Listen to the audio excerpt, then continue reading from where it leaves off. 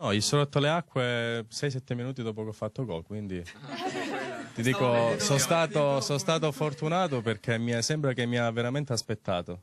Ma lei stava vedendo la partita? Sì, stava vedendo la partita, sì. Allora dai, devi averla. Quindi no, sarà sarà stata l'emozione, qualcosa, però insomma... La gioia è dipinta sul volto di Daniele Cacia, che sabato scorso, dopo un gol strepitoso che ha siglato la vittoria sul Vicenza, è diventato papà di Nicolò. Il 28enne attaccante biancoscudato ha avuto tutto il tempo di raggiungere Piacenza, dove Vanessa, la sua compagna, entrava in sala parto, con Daniele sempre accanto. Per una donna ho capito veramente che è importantissimo ed è dura. E quindi niente, sono contento, adesso aspetto con ansia che me lo fanno portare a casa e quindi siamo felicissimi.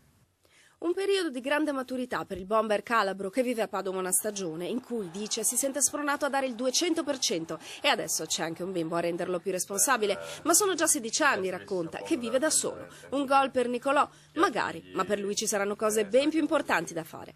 La voglia di far gol per questa squadra, per me personalmente, per la società, insomma, per i tifosi, un po' per tutto. Poi insomma, per mio figlio penseremo le cose più importanti quando sarà il momento. Intanto il pensiero torna al campionato. Sabato si va a Crotone.